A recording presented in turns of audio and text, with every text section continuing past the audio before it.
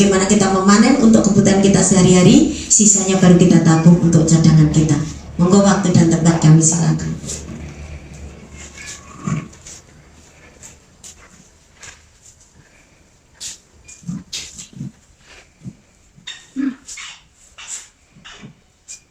Segenap syukur kehadirat Allah SWT yang tentunya pagi ini kita bisa merasakan atas nikmat rahmat, taufik dan hidayah dalam keadaan sehat.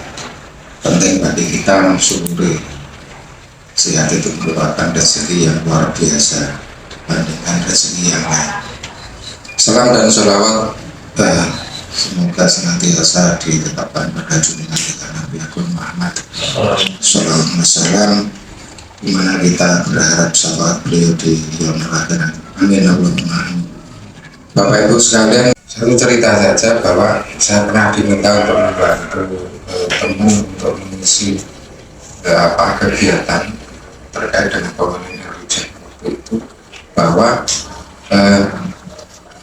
sempat kita tanyakan, coba kalian jawab, selama ini kalian membuang bangkai berbagai bangkai, ada bangkai kucing, tikus, anjing, babi, bahkan membunuh ular, ayam, kalian bukan apa? Ada yang mengatakan atau menyampaikan dibuang ke sungai, ada yang dikuburkan di dalam tanah. Dari sinilah saya jelaskan bahwa bangkai-bangkai ini mengalami satu pembusukan, dan pembusukan ini bentuknya cair. Cairan daripada bangkai yang busuk ini masuk, okelah dalam tanah ada yang namanya filtrasi secara alam, ada tanah, ada pasir, ada kerikil, ada batu. Tapi secara poin besar adalah cairan bangkai pengotor tanah ini masuk ke dalam sumur dan kita konsumsi. Dalam artian apa? Kita ini minum atau mengkonsumsi olahan dari berbagai bangkai. Maaf, ini saya sampaikan mungkin agak menjijikkan, tapi fakta seperti itu. Siapa yang bisa membantah? Kan gitu. Ini yang kita hadapi saat ini. Belum lagi kotoran-kotoran sebagai mengotorkan tanah adalah adanya bisa buka-buka ada yang sembarangan dibuangnya, kan sembarangan dibuang. Sering saya menemukan di pinggir sungai, di pinggir jalan, orang membuang sembarangan itu banyak sekali. Seperempat perempuan yang dibuat di situ, yang dibuang di situ. Ini saya, tapi apa boleh buat? Inilah suatu kenyataan yang kita hadapi. Minimnya edukasi atau mungkin minimnya satu langkah dari pemerintah. Saya tidak menyalahkan pemerintah karena ini memang soal sampah ini kan sudah ada TPA, bahkan ada DP3S, penampungan semua. Tapi faktanya tidak semua sampah itu bisa tertampung dalam satu tempat yang memang sudah disediakan. Yang pada akhirnya itu hanya dibuang di pinggir sungai, di tepi itu di pinggiran sungai. Banyak kita temukan di Indonesia sampai sekarang. Dan saran daripada pergerakan kita, selain dari sisi ilmiah, di Bening ini kita sudah punya pakar-pakar yang memang menjelaskan secara ilmiah. Beliau juga dari dengan kepakarannya. Jadi itulah Bapak Ibu sekalian yang mungkin nanti sambil pendalaman, monggo kalau ada pertanyaan-pertanyaan yang memang perlu dibuka dalam kesempatan ini, kita akan memberikan satu jawaban, tanggapan terkait dengan apa yang kita butuhkan dalam penyelesaian yang kita dari saat ini. Mungkin untuk sementara itu Bapak Ibu sekalian yang kita sampaikan. Lebih lanjut nanti kita akan bagaimana kita cara menampung secara manual maupun pakai instalasi seperti yang dimiliki oleh Banyu Bening, karena di luar zona sebenarnya sudah sering jadi kita juga sudah banyak melakukan. Dan sama itu di Banyu Bening itu dari awal kita konsep ini satu gerakan sedekah. Jadi sedekah air ini ternyata hal yang sangat mulia sebagaimana apa yang dikatakan oleh baginda Rasulullah memberikan jawaban pada sahabatnya tatkala ditanya tentang kemuliaan sedekah, dan jawab baginda Rasulullah adalah air. Dan itulah konsep kita dengan semua jaringan yang kita miliki di seluruh Indonesia tetap menjadi satu gerakan sedekah air. Memberikan satu gambaran ya, bahwa tatkala kita memasukkan air hujan di sarung hujan itu ke dalam sumur kita, itu akan pertama akan memperbaiki kualitas air sumur kita, TDS-nya akan berubah menjadi rendah, dan itu yang dibutuhkan kita. Terus seandainya ada dua hal ya Mbak ya, satu bisa langsung itu dibuat satu instalasi ya, pakai ini genteng pasangi tawang, terus dibikin saluran atau instalasinya, terus sampai ke bawah dimasukkan ke dalam sumur langsung. Ini akan, tadi saya katakan, ini akan memperbaiki kualitas air sumur secara otomatis. Yang harus diingat adalah instalasi ini harus ada saringan, jadi jangan sampai nanti ada daun atau kotoran-kotoran yang lain itu ikut masuk ke dalam sumur. Jadi ada saringan, hal yang sangat sederhana, mudah untuk dilakukan.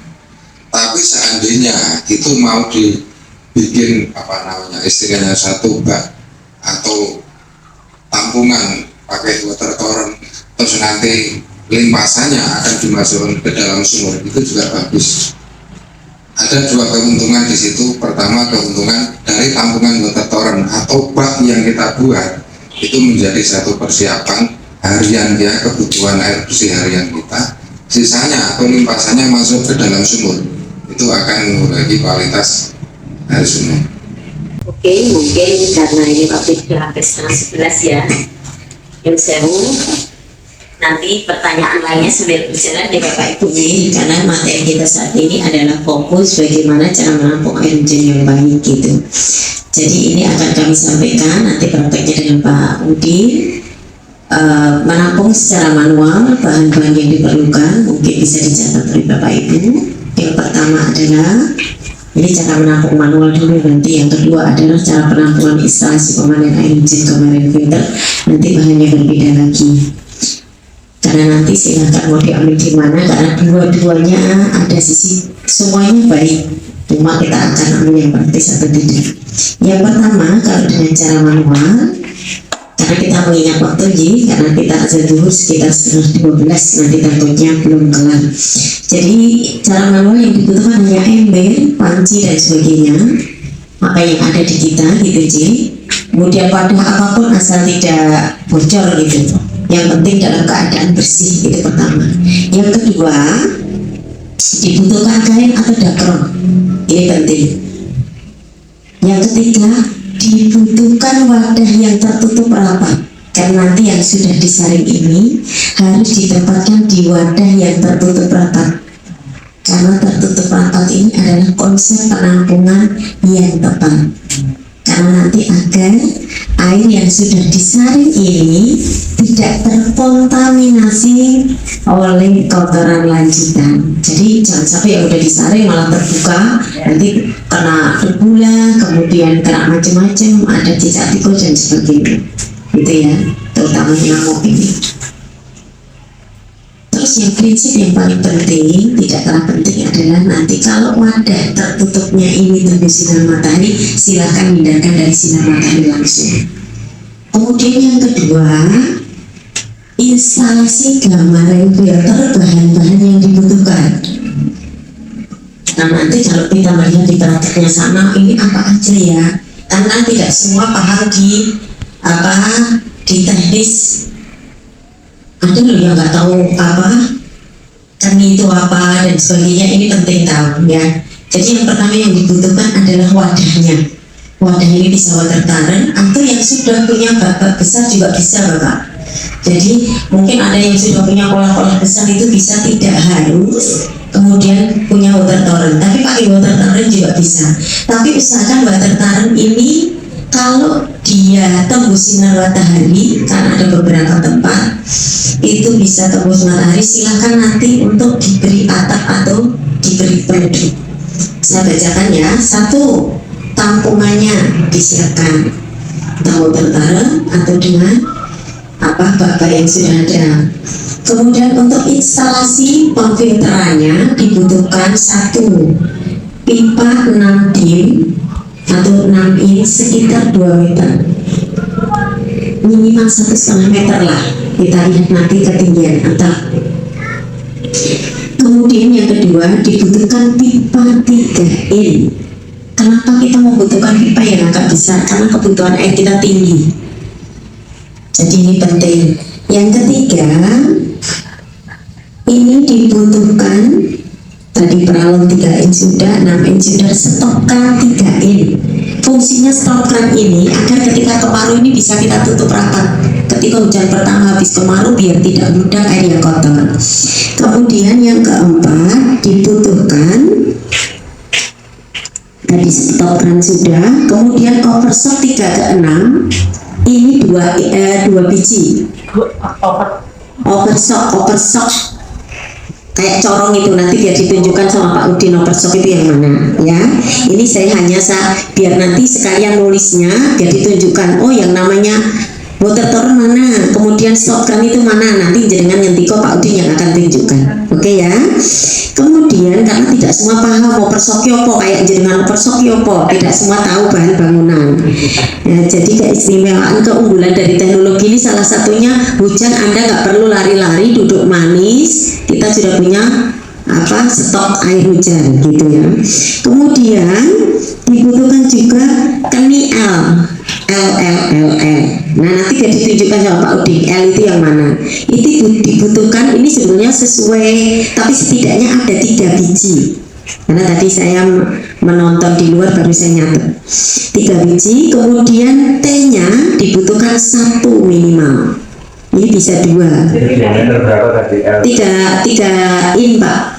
Ya 1 gitu, 3 in 1. Yang juga 3 in karena pipa kita 3 in Pak. Nanti nggak matching, nggak presisi kalau nanti pipanya tidak sesuai dengan ukuran L keninya. Kemudian dibutuhkan dudukan ini Anda bisa dari batako, bisa dari hebel, bisa dari bis. Tahu bis? Nah, engkau enggak bis dikira bis. You know bis? Oh, nanti biar ditunjukkan Pak Udin bis itu seperti ini ada. Oke? Ya. Kemudian lanjutnya dibutuhkan kran 2. Yang satu kran ini untuk dari tornya. Oh iya silakan.